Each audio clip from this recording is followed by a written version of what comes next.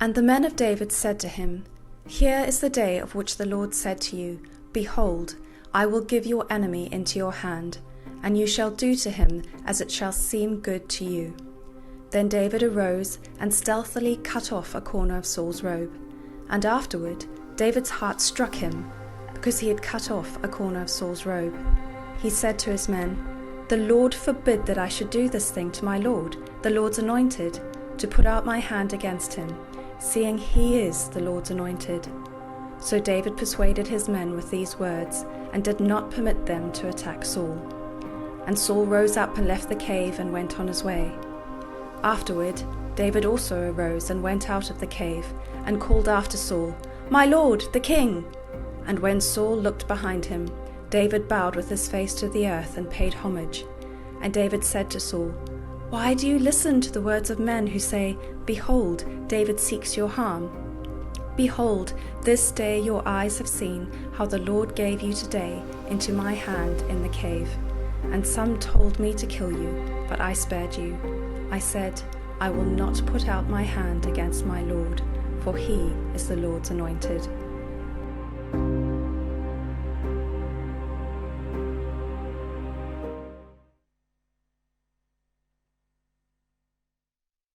Be with you again as we continue on in our Relational Wisdom series. And they say at a dinner party, you should never talk about religion, politics, or your in-laws.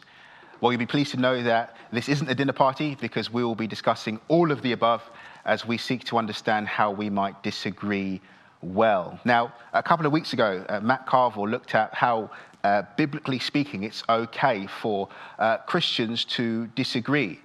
And so we won't so much be focusing on the fact that it is possible to disagree with different convictions on the truths of this book. And we'll be focusing more on how we might express those convictions, because an issue for which we must all agree is that we disagree well. Now, in the English language, there are a number of sayings that basically mean the same thing, a collection of sayings that I'm sure you would have heard of, and depending on your viewpoint, could point to a national or cultural strength or weakness. Sayings such as, don't rock the boat, don't upset the apple cart, don't ruffle any feathers, don't put anybody's nose out of joint, and don't step on anybody's toes. Well, you'd be interested to learn that in the Nigerian languages, none of these phrases exist. And to be quite frank, if you have African parents, chances are you have no toes left to be stepped on. But I don't mean to be overly simplistic or even caricaturistic, but it's fair to say that differing cultures handle disagreements differently. And within those cultures, each one of us will have a kind of a differing temperaments. And you know what? That's okay. That's okay. Now, these factors that I've described are typically referred to as nature and nurture factors, and it's helpful for us to understand how our nature, nurture, and lived experience serve to shape the lens from which we view life with. But while it's important, especially in these times, to be firm, to be passionate, to be robust in disagreement, we must also be careful not to use nature, nurture, and lived experience to somehow justify ungodly attitudes and arguments to the issues of our day, or if someone espouses an opinion that we particularly disagree with or dislike. Nor must we hide behind these factors, using phrases like, it's just the way I am, it's the way I was brought up, you've not been through what I've been through, or I'm just a passionate person. Even if these things are true. The reason is because regardless of nature and nurture, if we cross the clear lines that the Bible gives for how we are to relate to one another, and lacking grace, we move from differing to quarreling, from disagreement to divisiveness, from being persuaded to being proud, from argument to accusation. While God is not unsympathetic to nature and nurture dynamics, He will nevertheless hold us accountable if we are ungracious to our neighbor, even if we haven't received the same levels of grace in return. Meaning that in our day, there is something of a blurring of these lines going on, in that there are new definitions being given. Because the new definition of to differ is to quarrel. The new definition of disagreement is divisiveness. The new definition of being persuaded is being proud, and the new definition of to argue is to accuse. So much so that ungracious disagreement really has become a pandemic of its own, in that to disagree ungraciously is aggressive, it's pervasive, it's highly transmissible, and it spreads from our hands and our mouths through what we type and how we talk. And the reality is that Christians are not exempt from this pandemic either. I don't know if you've noticed. But I will say this, that those that rightly say that they're passionate about the truths of this book and how they are expressed into society, there can at least be the temptation to move from being passionate to being pig-headed. I think it's because if you're a Christian, chances are you have read some of the stories about some of the heroes of this book. Heroes who were from time to time involved in fierce disagreement and dramatic confrontation. And perhaps we imagine that we're doing what they would do, and we're being kind of faithful to the cause. Because Paul, he does speak fiercely at times, particularly in the book of Galatians. You see, in the book of Galatians, let me just read some of it to you. This is what it says in Galatians chapter 3, verses 1 to 3. Paul says this: "O foolish Galatians, who has bewitched you?" He goes on to say, "Let me ask you only this. Did you receive the Spirit by works of the law or by hearing with faith? Are you so foolish?" This, believe it or not, is actually Paul on decaf. This is Paul on chamomile. Because if you were to read Galatians chapter 5, verse 12, you would see Paul tell some false teaching men to go and get neutered. And I'm not talking about the German pronoun either. So why is it okay for Paul to speak like this, right? So why Paul can speak like this, but I'm not allowed to speak the same? What? So do you mean to tell me, if someone in my small group tells me that they passionately believe that it's right to take down statues with links to slavery, or if someone in my small group tells me that they passionately believe that such statues should remain, I'm not allowed to go medieval? What's going on here?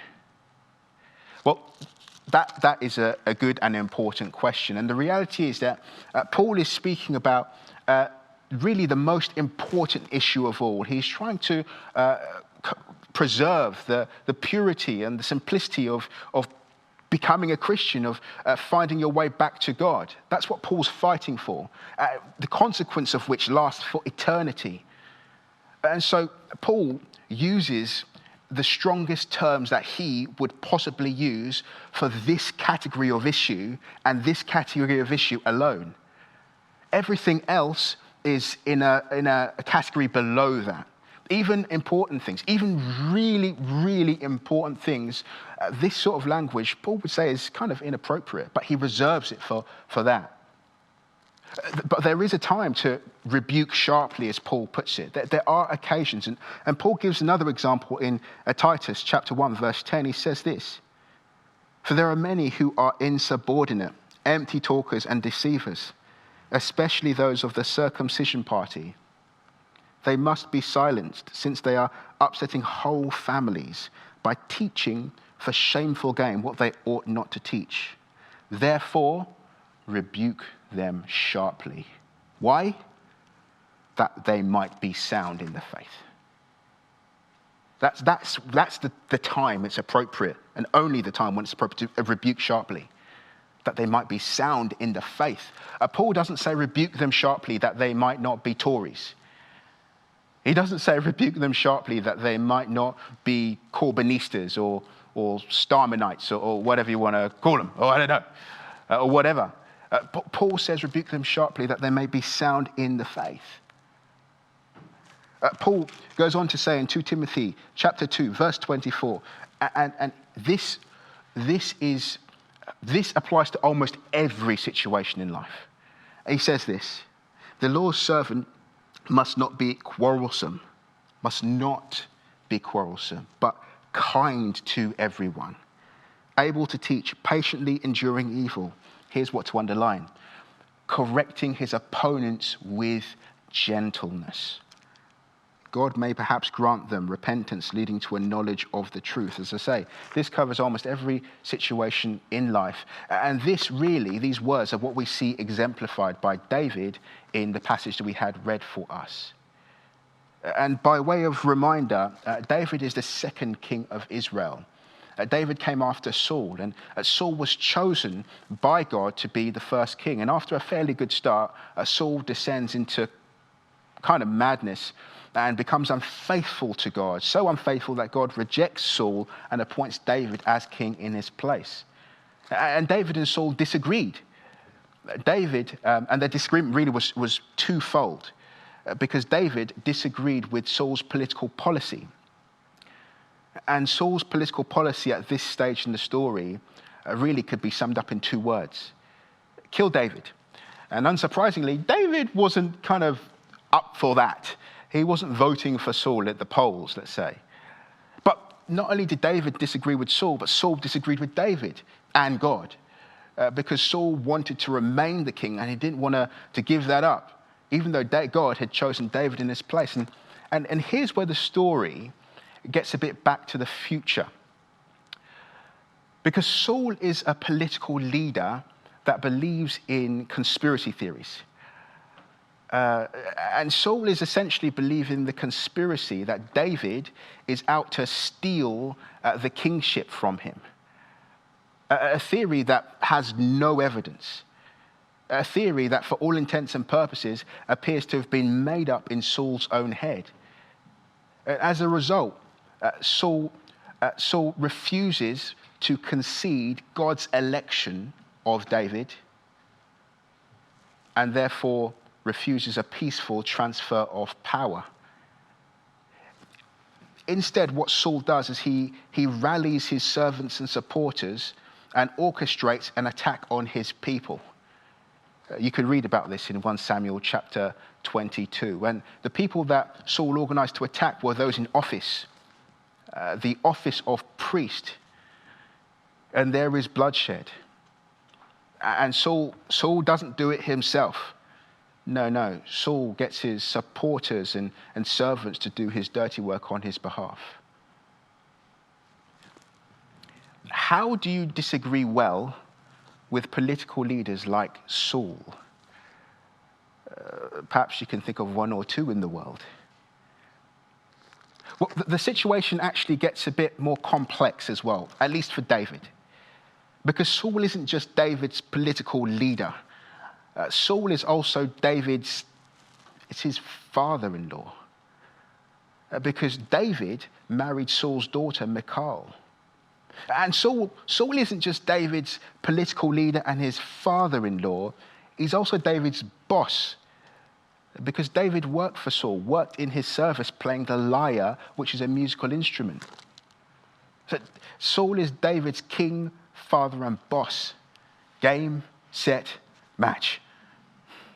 However, what we see in David really is an amazing example of how to disagree well with the government, how to disagree well with your relatives, and how to disagree well with your boss. And so, using the words that Paul wrote, let's see how David kind of really exemplifies them. And Paul wrote this, and I'll read it again. And the Lord's servant must not be quarrelsome, but kind to everyone, able to teach, patiently enduring evil, correcting his opponents with gentleness. And this is really what we see David doing here. And I will say, it's not easy to correct those that we consider over us. It's not easy to go against, if you like, the family or political party. But what might be arguably more difficult is to be disagreed with by those over us. It may be arguably more difficult for your boss to disagree with you, for your family to disagree with you, and as we're seeing in some places in the world, for the state to disagree. Nevertheless, David goes ahead and disagrees. He believes in justice, and not just justice for himself, because Saul is trying to kill him for years, but justice for the people of God, because Saul really was oppressing his people. And David knew that he had been tasked with the responsibility of being a good king, a man after God's own heart, and leading the people well. So it wasn't just about him, it was about the destiny of the people of God. And David, therefore, stands up to power, as it were, and he speaks robustly to Saul, saying these words. He says, "Why do you listen to the words of men who say, 'Behold, David seeks to do you harm'? Behold, this day your eyes have seen how the Lord gave you today into my hand in the cave. And some told me to kill you, but I spared you." So David is firm with Saul. But see how David kind of greets Saul. He greets him by saying, "My Lord, the King." He bows with his face to the earth. It says he pays him homage. David even says, "I will not put out my hand against my Lord, for he is the Lord's anointed."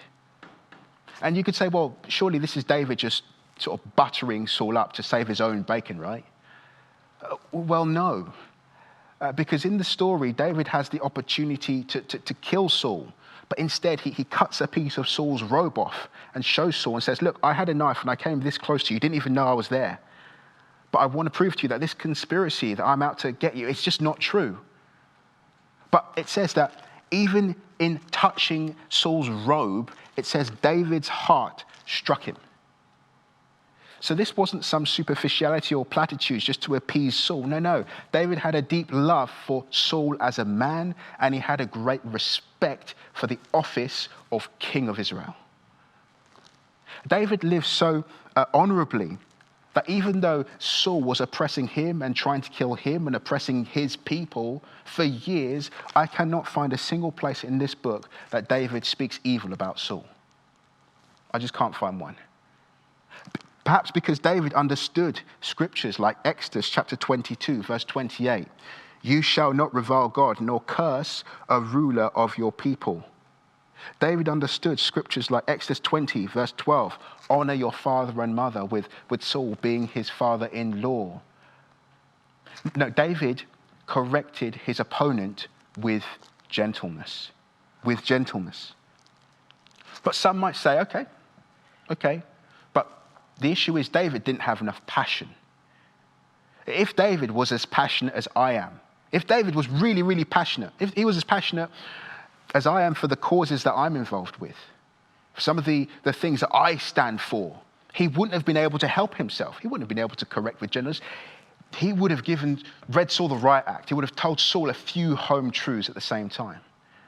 David just wasn't passionate enough.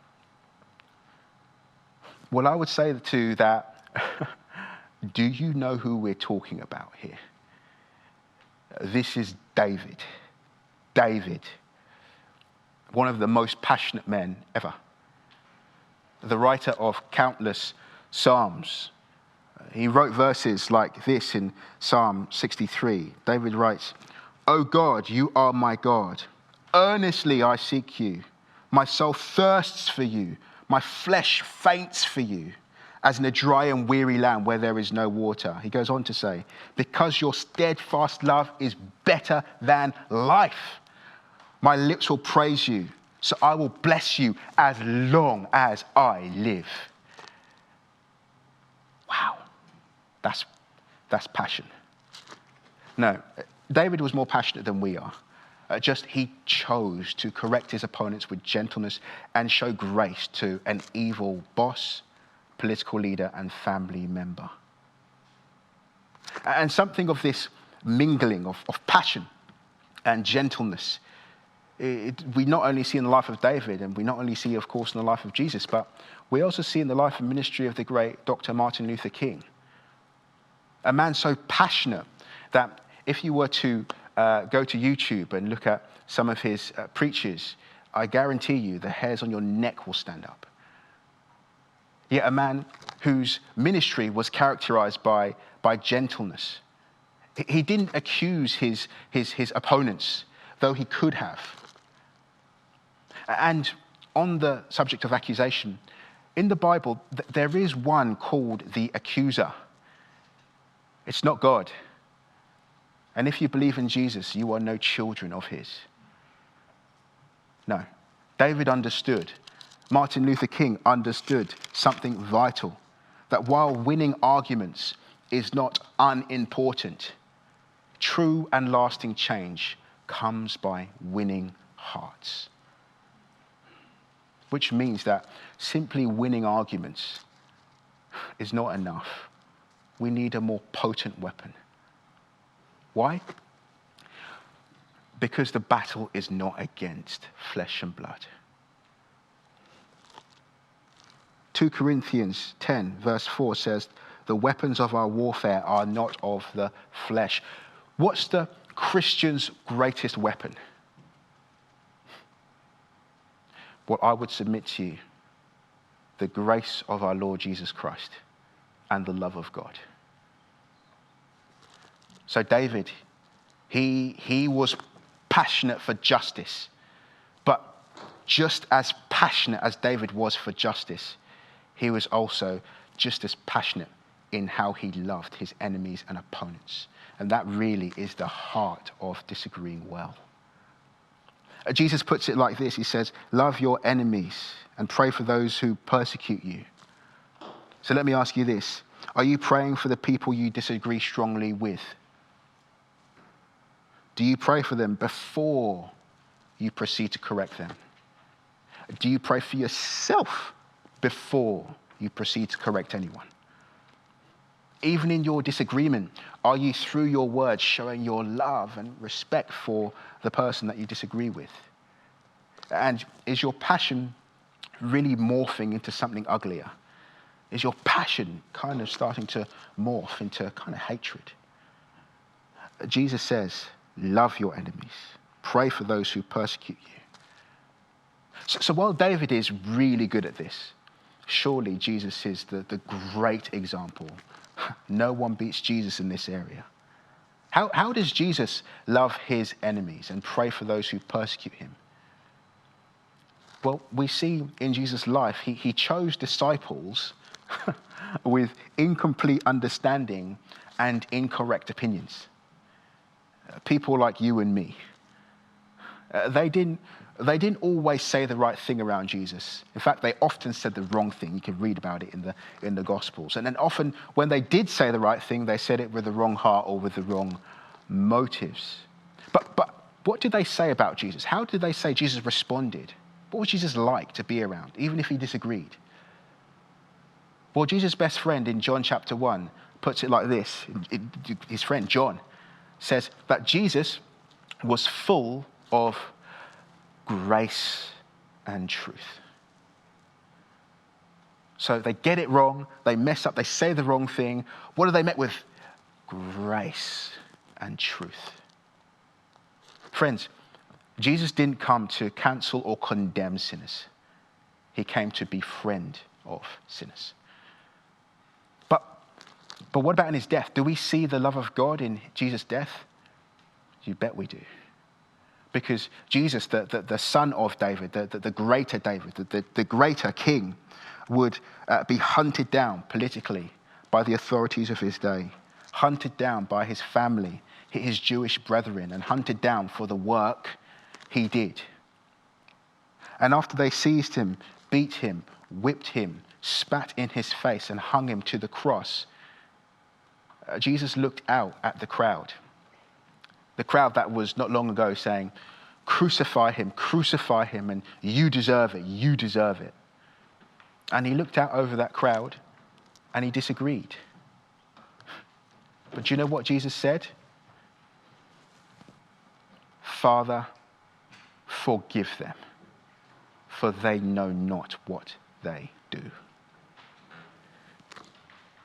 Jesus forgives. And what about now? I tell you, friends, Jesus isn't on the cross right now. He is risen from death. That's the good news. He's at the right-hand side of power, the right-hand side of God himself. And in that position right now, Jesus, he knows everything, including your sin and my sin. He knows it. And he doesn't agree. But how does Jesus spend his energy in heaven right now? Does Jesus spend his energy preparing to prosecute you? No. No, he spends his energy praying for you. Hebrews 7:25. He lives forever to make intercession for you. Did you know Jesus has prayed for you already this morning?